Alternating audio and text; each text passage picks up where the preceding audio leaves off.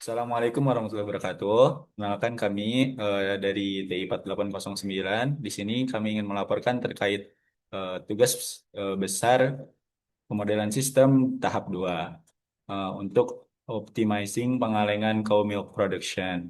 Di sini anggotanya ada.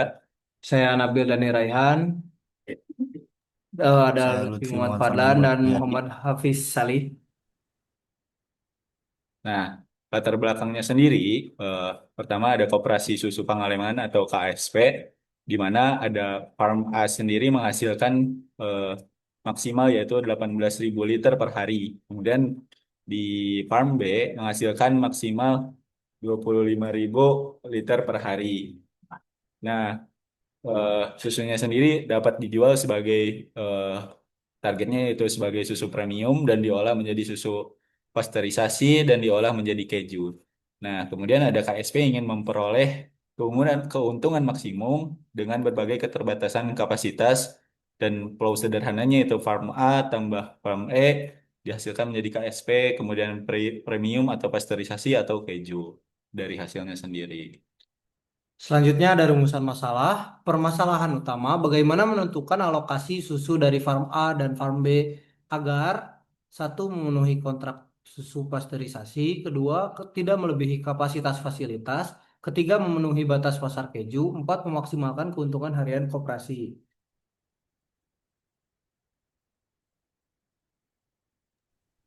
Selanjutnya ada variabel keputusan. Jadi variabel keputusan ini mendefinisikan variabel untuk volume susu yang dialokasikan setiap harinya. Di sini ada X AS yaitu sama dengan volume susu dari farm A yang dijual langsung sebagai susu segar premium. Lalu ada XA pabrik yaitu volume susu dari farm A yang dikirim ke pabrik pengolahan. Nanti ada XBS, yaitu volume susu dari farm B yang dijual langsung sebagai susu segar premium. Dan ada XB pabrik, volume susu dari farm B yang dikirim ke pabrik pengolahan. Lalu volume produk akhir yang dihasilkan ditentukan oleh proporsi konversi produk dari masing-masing farm. Pertama ada YP, yaitu total susu pasteurisasi yang dihasilkan per liter. Nanti ada YK, total keju yang dihasilkan per kilo. Lalu ada YL, total limbah yang dihasilkan per liter. Di sini ada YP akan sama dengan total pakan ternak fermentasi dari olahan limbah kilo setiap 100 liter limbah menghasilkan 12 kilo pakan. Atasnya ada YP sama dengan 0,7 Y A pabrik ditambah 0,55 XB pabrik. Lalu ada YK juga 0,2 Y A pabrik ditambah 0,35 XB pabrik. Dan terakhir ada YL sama dengan 0,1 Y A pabrik plus 0,1 XB pabrik. Dan ini hasilnya YP akan sama dengan 0,12 Y liter sama dengan 0,12 kurung 0,1 kali A pabrik plus 0,1 X dari pabrik dan hasilnya 0,012 X A pabrik ditambah 0,12 X B pabrik. Nah, kemudian ada analisis biaya dari penjualan susu segar sendiri. Pertama, harga jualnya sendiri untuk susunya tuh 15.000 per liter. Nah, di Farm A, biaya tuh sama dengan biaya produksi ditambah distribusi ke kota besar. Nah, biayanya sendiri tuh pertama 4.800 ditambah 1.200 menghasilkan 6.000 per liter. Dan keuntungan bersih dari per liter susunya sendiri yaitu 15.000 dikurang 6.000 yaitu biayanya jadi hasilnya 9.000. Dan Farm B dia sama rumusnya yaitu biaya sama dengan biaya produksi ditambah distribusi ke kota besar. Nah, biayanya sendiri sama dengan 5.200 ditambah 1.000. Jadi hasilnya 6.200 dan keuntungan bersih yaitu 15.000 dikurang dari biayanya 6.200 dan hasilnya 8.000 800. Dari pengolahan pabrik pun sama pendapatan dari produk akhir per liternya di Farm A, susu pasteurisasi yaitu 0,7 dikali 12.000, hasilnya 8.400, dan keju pun sama, itu hasil dari persentasenya yaitu 20%, 0,2 dikali 95.000, jadinya hasilnya 19.000, dan pakan ternak dari presentasinya 0,012 dikali 8.000 sama dengan 96. Nah, total pendapatan kotornya yaitu 27.496. Kemudian di PAM B, parisasinya 0,55 dikali 12.000, eh, hasilnya 6.600, dan keju 0,35 dikali 95.000, hasilnya 33.250, dan pakan ternak 0,012 dikali 8.000, hasilnya Rp 96. Nah, total pendapatan kotornya 39.946. Kemudian ada biaya variabel per liter dari Farm A, biaya produksinya 4.800, dan biaya distribusi ke pabriknya 400, dan biaya olah limbahnya yaitu 0,012 dikali 2.000, jadi hasilnya Rp 24, dan total biaya variabelnya untuk Farm A sendiri yaitu 5.224. Kemudian Farm B biaya produksinya 5.200, dan biaya distribusinya ke pabrik yaitu 650, dan biaya olah limbahnya 0,012 dikali 2.000 yaitu RP-nya 24.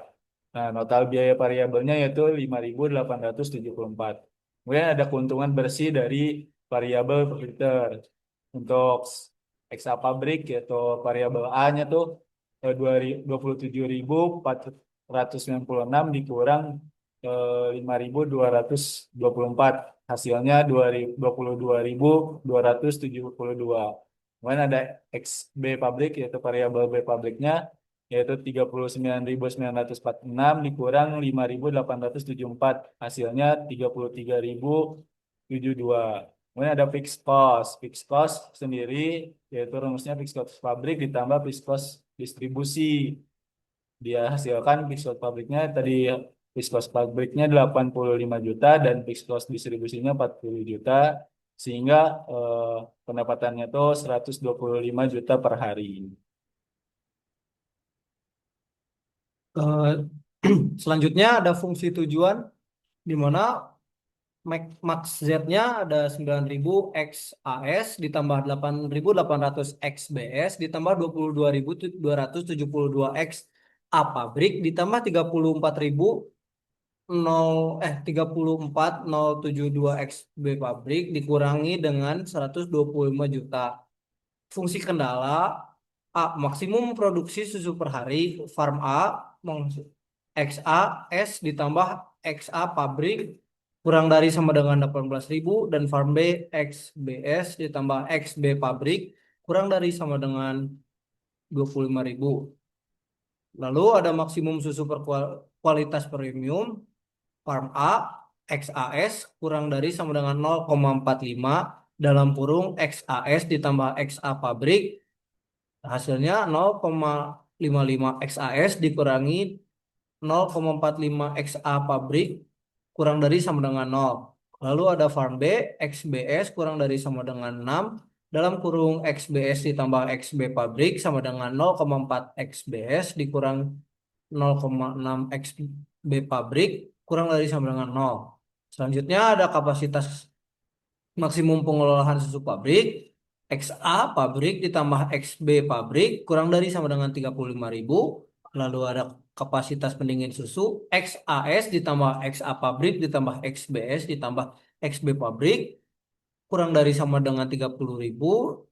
Lalu ada kapasitas waktu operasional efektif produksi, waktu proses produksi susu pasteurisasi ditambah waktu proses produksi keju kurang dari sama dengan 12. 0,0004 dalam kurung 0,7 XA pabrik ditambah 0,55 XB pabrik ditambah 0,002 dalam kurung 0,2 XA pabrik ditambah 0,35 XB pabrik kurang dari sama dengan 12. 0,00068 XA pabrik ditambah 0,00092 XB pabrik kurang dari sama dengan 12. Selanjutnya ada F minimum kontrak susu pasteurisasi 0,7 XA pabrik ditambah 0,55 XB pabrik lebih besar dari sama dengan 15.000. Terus ada maksimum permintaan keju 0,2 XA pabrik ditambah 0,35 XB pabrik kurang dari sama dengan 4.500.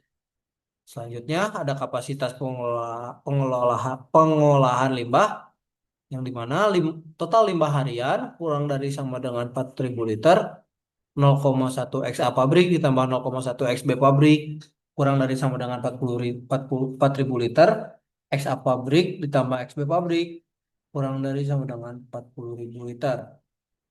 Ada ada juga kendala non negatifnya XI lebih besar sama dengan nol. Selanjutnya ada analisis biaya. Jadi pada tabel ini itu ada elemen masalah dan penjelasan dalam sistem. Jadi yang pertama itu ada pengambil keputusan atau decision maker.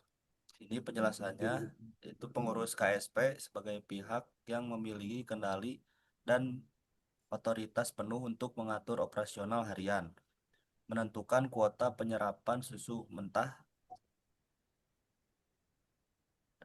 Lalu yang kedua ada tujuan pengambil keputusan atau objektif.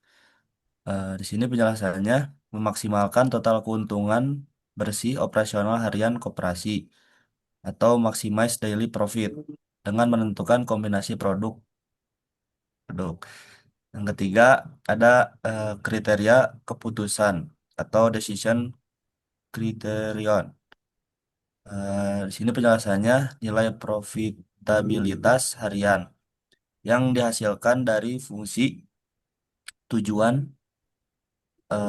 solusi dianggap apabila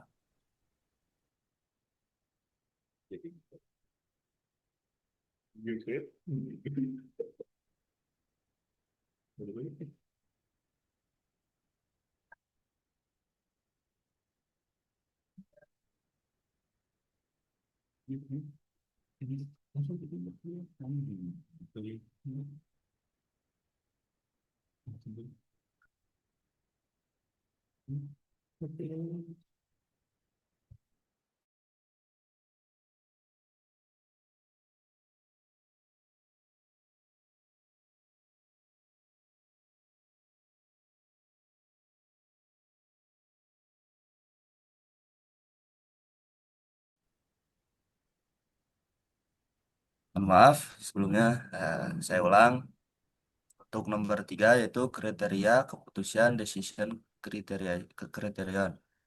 Biasanya yaitu nilai profitabilitas harian yang dihasilkan dari fungsi tujuan. Itu solusi dianggap optimal apabila menghasilkan keuntungan bersih tertinggi tanpa melanggar seluruh kendala sistem. Selanjutnya ada ukuran performansi atau performance measure.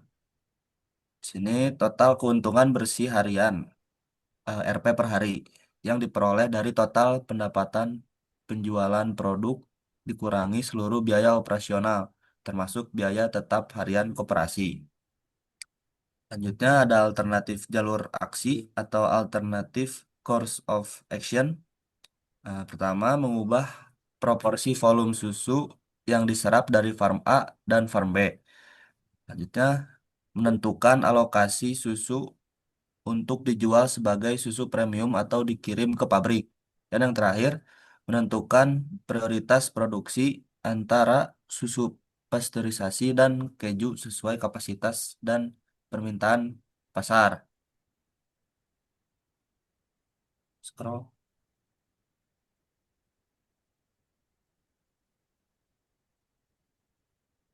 Selanjutnya ada konteks.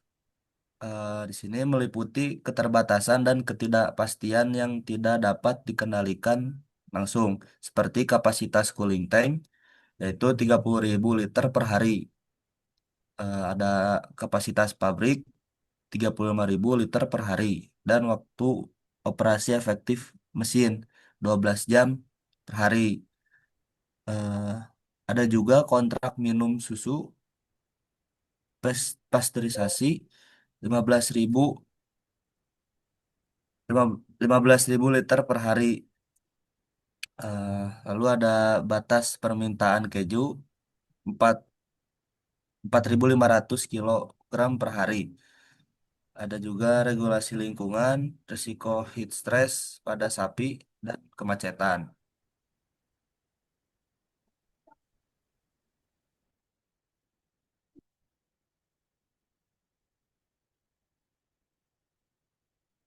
Kemudian ada problem situation. Di sini problem situation eh, terdiri dari komponennya. Pertama ada eh, processes, penjelasannya yaitu produksi susu dan pasteurisasi dan susu premium, eh, penjualan produk pengolahan limbah menjadi pakan fermentasi dan perawatan fasilitas dan sanitasi mesin. Kemudian ada strukturnya. KSP sebagai pengelola utama Farm A dan Farm B, eh, dan pabrik pengolahan, cooling tank dan armada logistik, serta model bisnis B2B, B2B, dan penjualan langsung. Di sini ada konfliknya sendiri, yaitu produksi susu potensialnya 43.000 liter per hari, melebihi kapasitas dari cooling tank sendiri, yaitu yang hanya 30.000 liter per hari. Dan kontrak susu pasteurisasi harus dipenuhi, sementara pasar keju hanya terbatas. Kemudian ada uncertainties, yaitu risiko heat stress akibat cuaca panas dan fluktuasi permintaan pasar di kota besar. Dan ada aksi dan reaksi, yaitu pengiriman intensif saat musim hujan dan pemerahan lebih padat dapat memicu kemacetan distribusi. Kemudian penurunan kualitas susu dan serta stres pada sapi. Kemudian ada komponennya yang terakhir yaitu kontrol, yaitu batas susu premium, standar waktu produksi, dan regulasi limbah serta emisi karbon. Selanjutnya ada juga goals and aim di mana menentukan alokasi menentukan alokasi pasokan produksi, penjualan, dan pengolahan limbah yang optimal untuk memaksimalisasi keuntungan harian. Selanjutnya ada worldview. KSP tidak hanya mengejar profit tetapi juga kesejahteraan peternak, kualitas produk, dan keberlanjutan lingkungan. Lalu people, manajemen KSP, peternak, rakyat, tim logistik, konsumen, supermarket, hotel, dan pemerintah daerah. Selanjutnya juga ada relationship. Hubungan saling bergantung dengan peternak sebagai pemasok serta kontrak pasokan dengan supermarket dan hotel. Lalu resource, pasokan farm A yaitu 18.000 liter per hari, farm B 25.000 liter per hari, kapasitas pabrik 35.000 liter per hari, cooling tank 30.000 liter per hari, limbah 40.000 liter per hari, dan waktu operasi efektif 12 jam. Konsekuensi resiko denda kontrak, kerugian akibat susu rusak, serta sanksi lingkungan jika batas operasional dan regulasi dilanggar.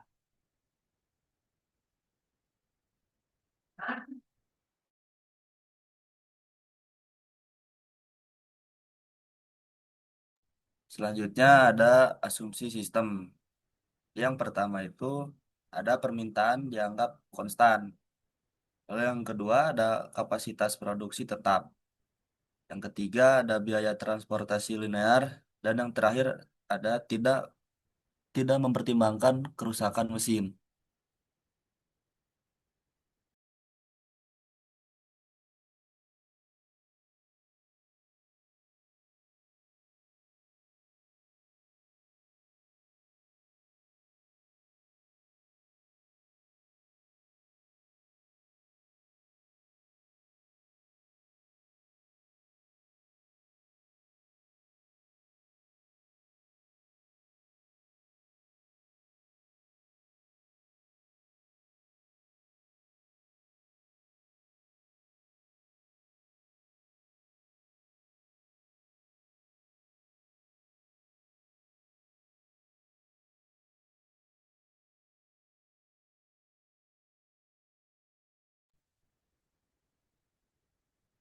Maaf, sebelumnya pertama ada market size, market.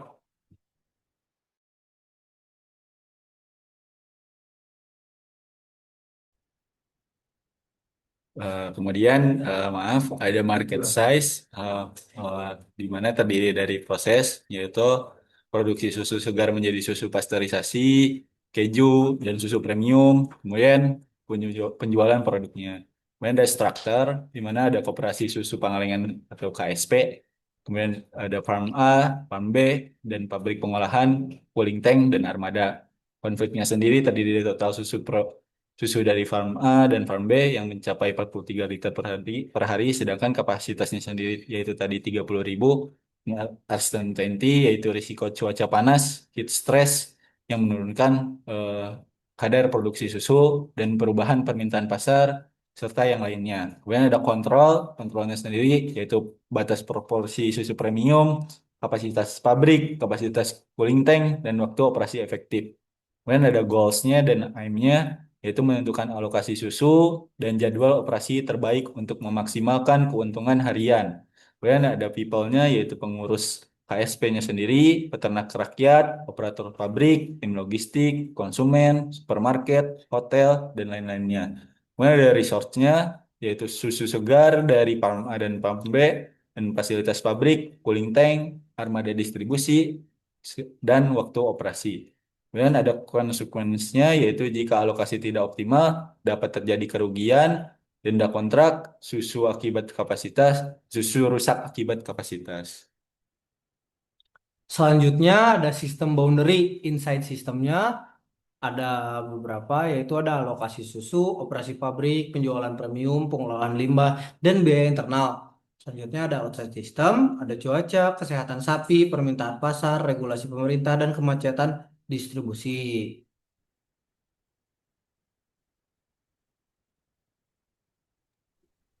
Selanjutnya di sini ada contoh dari rich picture diagram. Jadi rich picture diagram ini menggambarkan hubungan antara peternak KSP, pabrik, konsumen, regulator, dan faktor eksternal yang mempengaruhi sistem. Kemudian ini ada hierarki sistem, pertama dari eh, ada tiga sistemnya sendiri. Yang pertama ada narrow system of interest, yaitu optimasi alokasi susu dan penjadwalan operasi harian untuk memaksimalkan keuntungan. Kemudian sistem keduanya Whether System for System, yaitu manajemen operasional dan rantai pasok internal koperasi susu pengalihan KSP. Kemudian ada sistem tiga Environment of System kedua yaitu lingkungan makro yang dan eksternal yang mempengaruhi operasional KSP. Lalu ada irrelevant environment, di mana faktor di luar sistem-sistem yang tiga tadi tidak mempengaruhi model seperti politik nasional, suku bunga global, nilai tukar asing, dan lain-lain. Selanjutnya ada bisnis model. Pertama ada problem owner. Stakeholdernya ada pengurus KSP dan peran dalam sistemnya memiliki wewenang dalam menentukan kebijakan alokasi susu, produksi, dan lain-lain. Selanjutnya ada kategori stakeholder problem customer. Stakeholdernya sendiri seperti supermarket, hotel, industri makanan dan minuman, dan juga konsumen akhir. Peran dalam sistemnya menerima manfaat dari produk yang dihasilkan KSP dan bergantung pada yang lain. Selanjutnya ada kategori stakeholder problem user, di mana stakeholdernya peternak, rakyat, operator pabrik, tim logistik. Peran dan peran dalam sistemnya menjalankan aktivitas operasional harian mulai dari produksi susu, produksi keju, dan lain-lain. Dan problem analisnya sendiri ada kami, ada Nabil Dani Raihan, ada Muhammad Hafiz Ali, ada Lutfi M. Muhammad Fadlan Mulyadi, dan sebagai kelompok yang menganalisis sistem dan mengidentifikasi masalah dan menyusun model. Analisis stakeholder dilakukan untuk mengidentifikasi pihak-pihak yang terlibat dalam sistem produksi susu KSP, baik sebagai pengambil keputusan, pengguna sistem, penerima manfaat, maupun analis yang memberikan rekomendasi solusi. Selanjutnya di sini ada model matematis. Itu variabel keputusan volume susu yang dialokasikan setiap harinya. Eh, yang pertama ada XAS, volume susu dari farm A yang dijual langsung sebagai susu segar premium. Lalu ada XAP dari farm A yang dikirim ke pabrik pengolahan. Lalu ada XBS, volume susu dari farm B yang dijual langsung sebagai susu segar premium. Lalu dan yang terakhir ada XBP, volume susu dari farm B yang dikirim ke pabrik pengolahan. Sini keterangannya XAS itu sama dengan susu dari farm A untuk susu premium. XA pabrik itu susu dari farm A ke pabrik. XBS susu dari farm B untuk susu premium dan XB pabrik susu dari farm B ke pabrik. Kemudian di sini ada fungsi tujuannya sendiri. Jadi tujuannya yaitu memaksimalkan keuntungan harian, di mana variabel terdiri dari max-nya yaitu maksimalnya yaitu 9.000 XAS ditambah 8.800 XBS ditambah 22.272 XA pabrik ditambah 33.072 XB pabrik dikurang dari hasil pendapatannya sendiri, fixed cost-nya yaitu 25 juta. Kemudian fungsi tujuan ini digunakan untuk memaksimalkan keuntungan bersih harian KSP berdasarkan alokasi susu premium dan susu yang dikirim ke pabrik setelah dikurangi biaya tetap harian sebesar 125 juta. Selanjutnya, ada model matematis di mana kendala produksi farm A nilainya kurang dari sama dengan 18.000 liter, produksi farm B kurang dari sama dengan 25.000 liter, cooling tank kurang dari sama dengan 30.000 liter, kapasitas pabrik kurang dari sama dengan 35.000 liter, pasteurisasi minimum lebih besar dari sama dengan 15.000 liter, keju maksimum kurang dari sama dengan 40.500 kilogram dan limbah maksimum yaitu kurang dari sama dengan 4.000 liter. Selanjutnya di sini ada influence diagram. Di sini ada input keputusan itu alokasi susu, lalu ada produksi keju, dan yang terakhir ada produksi pasteurisasi. Selanjutnya ada faktor tak terkendali seperti cuaca, permintaan pasar, dan regulasi. Outputnya itu profit dan volume produk. Kemudian ada interaksi sistem, sama ada permintaan pasteurisasi naik sehingga produksi pun naik. Ketika produksi naik, kapasitas pabrik pun menjadi terbebani. Kemudian ada cuaca panas sehingga produksi susu pun turun dan limbah diolah, maka pendapatan tambahan naik. Dan ketika produksi optimal, maka keuntungan meningkat. Selanjutnya di sini kesimpulannya adalah KSP menghadapi dilema antara kapasitas produksi, kontrak pasar, dan profit.